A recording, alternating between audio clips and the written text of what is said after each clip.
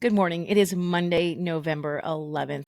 It is also Veterans Day. So take this moment to give a huge shout out and a thank you to all of our service members and your families that have served our country. We're free because of you. Thank you for your service. Now let's dive into a little bit about what to talk about this week in the world of sports so you can break the ice in small talk conversation. This story is an incredible conspiracy theory that I'm here for. Number 16 ranked Ole Miss upset number 3 ranked Georgia, but there's a fan theory that Ole Miss coach Lane Kiffin has been releasing squirrels on the field. Now, keep in mind this is the Georgia's first loss against any team other than Alabama in 2020. But this weekend's game had a second squirrel delay in as many months.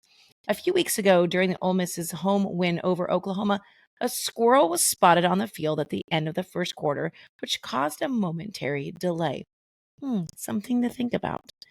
Speaking of karma was on the side of the Chiefs this weekend. With Taylor Swift in the stands, Travis Kelce tied the franchise record for receiving touchdowns at 76.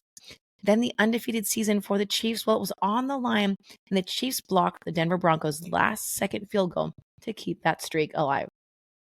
Now, talking about Taylor Swift, her security allegedly stopped photographers for taking invasive photos before the game.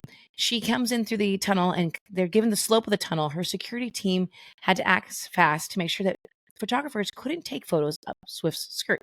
So they had all the credentialed photographers stand up when she came in so no one could get a shot up of her skirt. After all the tweeting from the Pope, it has finally paid off for the New Orleans Saints. They snapped a 7-game losing streak, beating the Atlanta Falcons this weekend.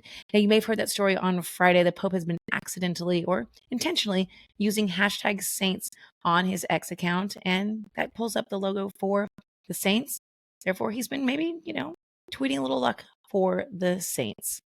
Now, let's talk a little bit about Major League Soccer.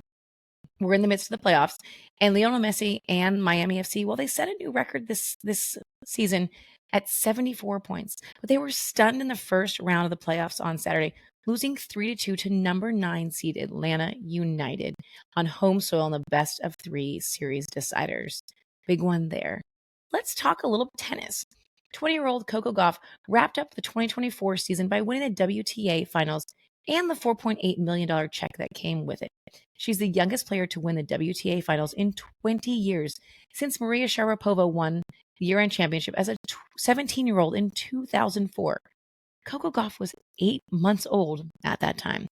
Now, in case you're wondering, the WTA Finals is a season-ending championship for the WTA Tour, which stands for Women's Tennis Association. It's the most significant tennis event in women's annual calendar after the 4 major tournaments.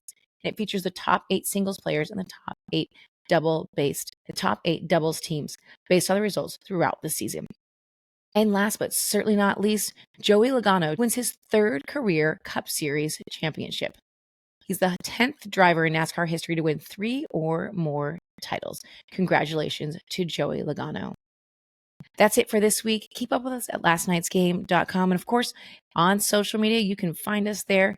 Happening this week, we have Major League Baseball owners meetings where you might see the owners vote on the Oakland A's relocation. And it's also the start of the NBA in-season tournament. Have a great week ahead, and we'll see you on Wednesday for our podcast all about the life of an NFL broadcaster.